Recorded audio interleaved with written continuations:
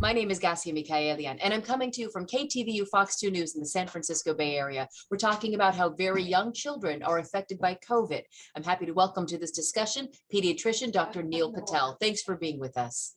Thank you for having me. When we think about COVID and how it affects children who are not infected with the actual illness, what are you seeing?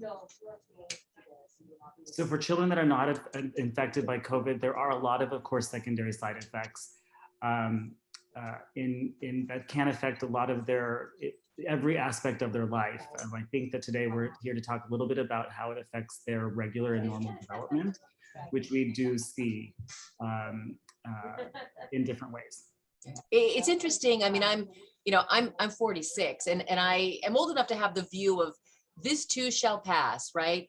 I think our country, me in particular, we've all been through difficult times and we've come out of it. I realized my sister has a 2-year-old baby. He's been in COVID almost his whole life. Does that sort of perspective change things when you realize, yeah, these little toddlers running around, kind of all they know is COVID? Yeah, I think that, we call them, for lack of, a better term, pandemic babies. And it's hard because we do have that perspective, but the babies are growing up now in a totally different world. That can lead to a lot of longing for what used to be, but I'm not sure that we're going to get there anytime soon. And I imagine when we come out of this, we're going to get an entirely different world. So for these pandemic babies, it goes back to the reaction, the mitigation that we do for the changes, right? So for all the adversity that we're facing, I see the negative effects of that, but also a lot of resilience and sort of basically reactions and ways to counter what we're seeing so that we can see our children thrive. What are some of the biggest negative effects you've seen? So it depends on the age group. For children who are older than 5, and I know our conversation today is to be a little bit more about the younger ones, but I will just mention it. I do think that from an advocacy point of view, that children have sort of made the biggest sacrifice, with mainly being that they have not been able to go to school. But for the younger children, we might say that if you're like, say, 0 to 2 years of age, they don't really know what's going on. Yet we do know that there can be impact on their development.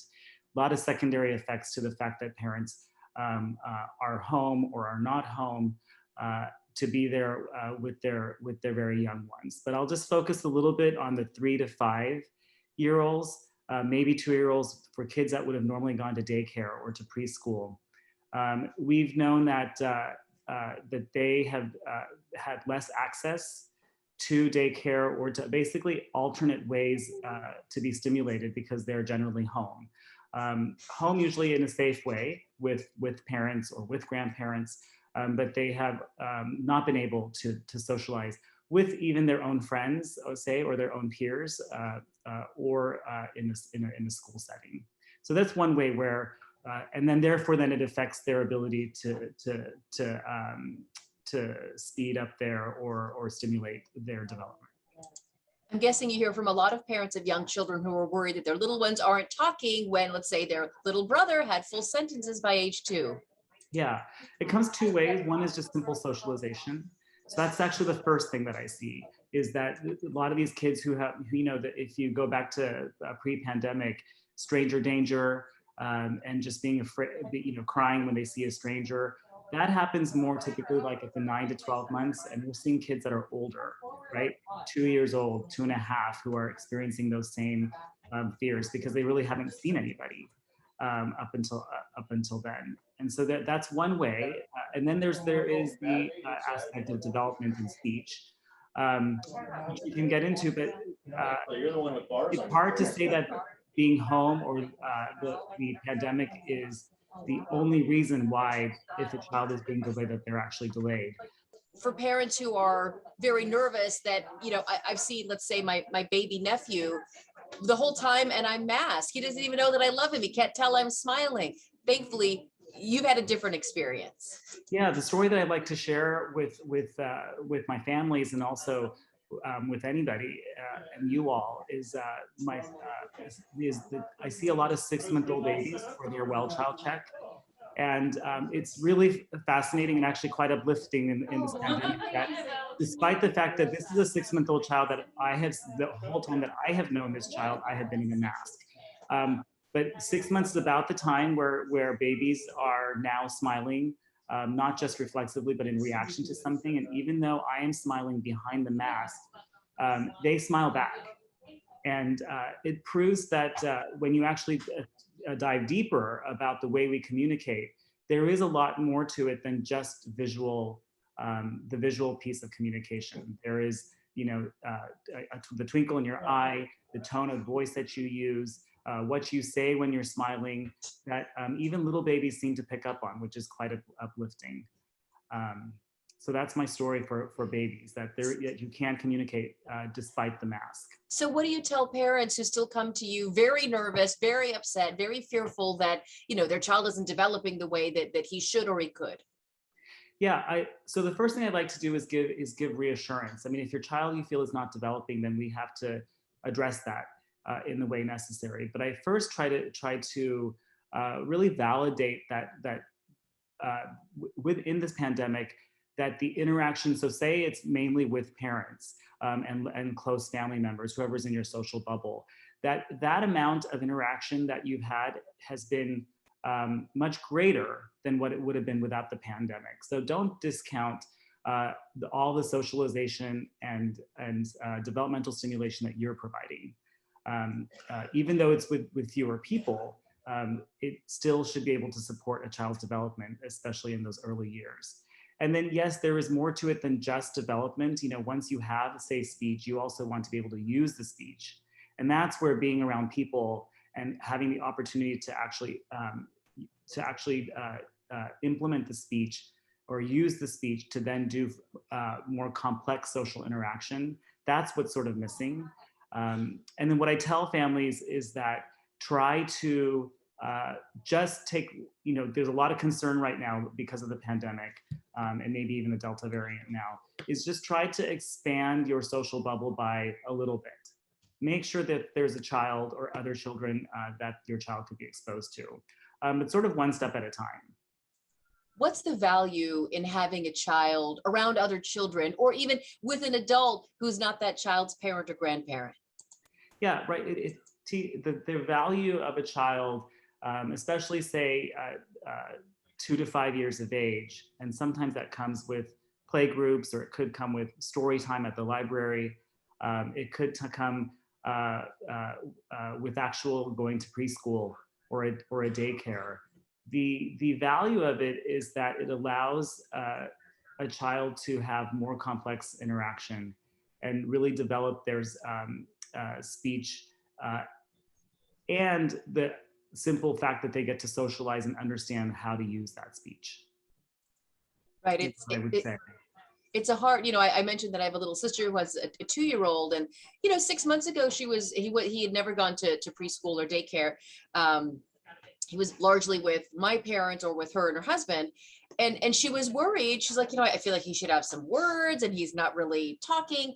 But if you watch mom and baby interact, at least in this case, her little son would want something and she'd say, tell me what you want. And he would whine and point to it. And then of course, we know whining works wonders. And so she'd eventually give in and give him the thing she knew he wanted without him having to say, more graham cracker, or I want milk. And so I thought, wow, she's adjusting her behavior so he doesn't have to talk, right? Is that a dynamic you've seen play out, or at least have heard about from all the families you help? Yeah, definitely.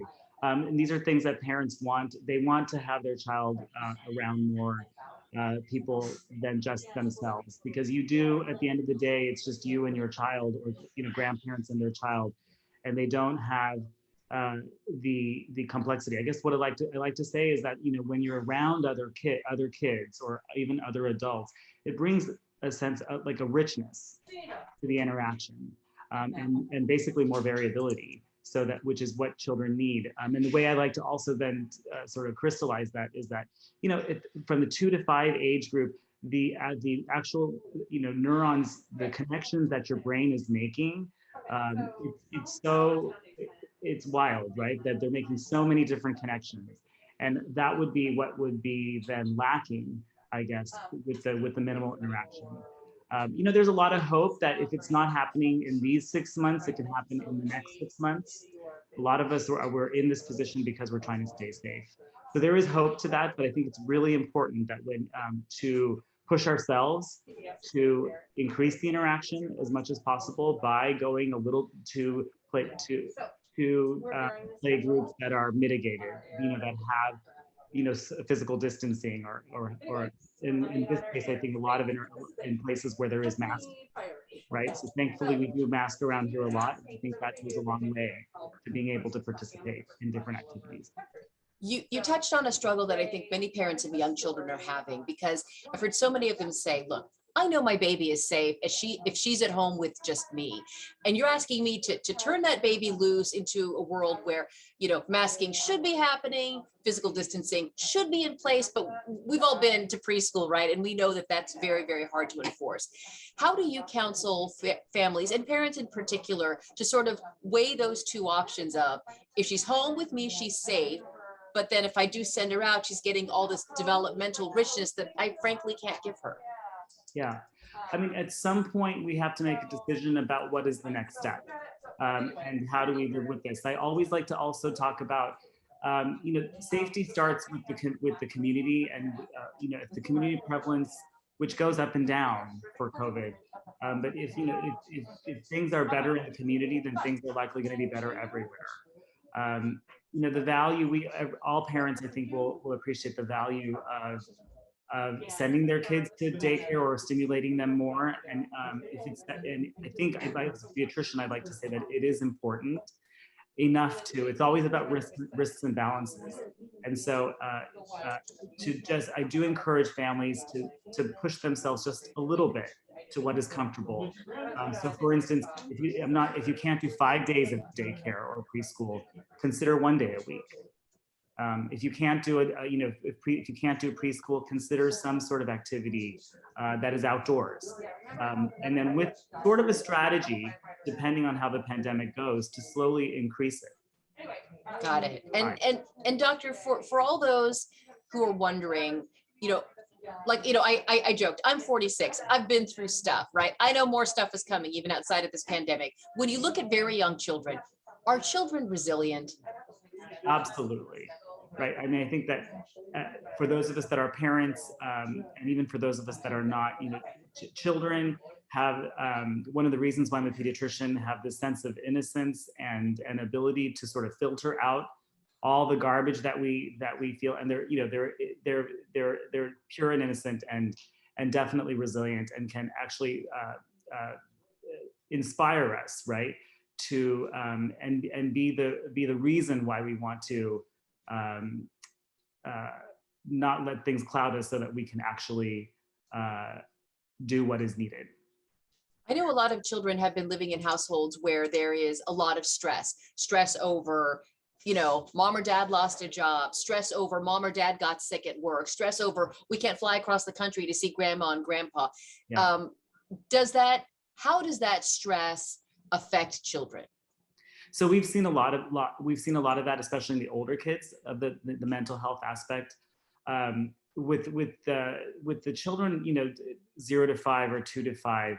So to answer your question, sort of literally or directly, it can lead to behavior problems, like more tantrums, as they internalize our stresses. And sometimes that's not avoidable. Our lives are stressful, and if we're stressed, then clearly our kids are going to be stressed. But I think awareness on a family's part, if you are having this kind of stress, it does affect children. And the interesting thing about children who are young, they're not able to talk back to you or really communicate to you how you feel. So it makes it a little bit more imperative on us to be a little bit more careful. To bring that sense of joy or to compartmentalize a little bit for our kids as much as possible. But I think it does affect kids, and they can pick up on it. And the very thing we're talking about, going to a play date, or going to the library, or say going to daycare or preschool, if you can manage to do that. It's possibly gives parents a break and something to think about, or maybe work is a necessary thing, but at least it's not the daily stress of being at home all day, which we know the wonders that, the really hard work that takes.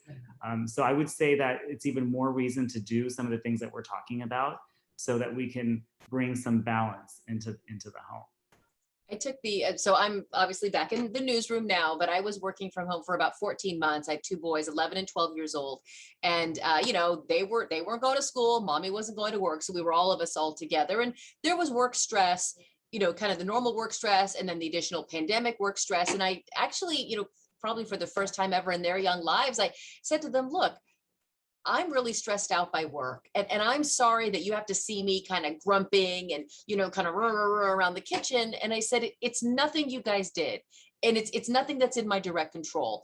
I'm going to feel better soon. But just today is just kind of a crummy day. I'm really sorry, but this is why mommy feels that way. And, they kind of were like, oh my gosh, but in the end, it ended up being a positive conversation for us as a family. Yeah. So definitely with our older kids, that's something that as a family, to include them in the conversation and to really be open and honest. I think I love what you said. One of the best things that we can do for our kids is to really, especially as we're getting stressed, is to really share that with them and show them how we are vulnerable to it as well. And then talk about, before we tell them, rather than us telling them directly, this is how you should, mitigate it, or this is how you don't feel stressed. But if we include them in the conversation, what should mommy do? What do you think mommy could do to not be so stressed about this? And what could dad do to not be so stressed about it? Then it includes them in that, and that is exactly what they will do themselves, which is always awesome. In that regard, they can show you their resilience and really tell you in a very simple way what might work. With the little guys, I like to, they're not able to really share it, but one suggestion that I make is, it's kind of like what creates stress for kids, right? And the classic example is another child, for instance. And when you have a second baby, you then have to actually create the space to have that either a conversation or just give them the undivided attention that they need. So for instance, instead of having a conversation about how can we handle our stress, take that child, just if you can't handle a play date or if there's no play group to go to, which hopefully there are nowadays, just give undivided attention to that child and take a break. Go to the park. Outdoors is usually possible. Go for a walk, get outside. And sometimes that fresh air can really help to mitigate not only your stress, but the stress of the child too. I love everything you're saying. Like I said, my boys are a little bit older now, but I had the chance in researching a story to go and witness just kind of a preschool setting here in the Bay Area. And it just brought me back to, sitting on the rainbow rug and, waiting for so-and-so to speak before you say something. So it reminded me that, like you said, they're young, they're sponges, they're innocent, they're eager. And so I felt a lot of hope as I left that preschool setting. Before I have to let you go, doctor, are there any online resources that you would like to point our viewers to if they want to learn a little bit more about what you're saying? Yeah, a lot of these topics actually are on healthychildren.org, which is sort of the AP website for counseling and advice. So I'd encourage you to check out anything with the American Academy of Pediatrics. Also, First Five and something called Help Me Grow is in every county. So that is something that you can actually Google. So those are two simple and really rich resources online to go to: healthychildren.org and Help Me Grow. Perfect. Well, Dr. Neel Patel, it's a pleasure talking with you. Thank you so much for your time today. Thank you so much. I really appreciate the opportunity to talk about this really important topic. Thank you.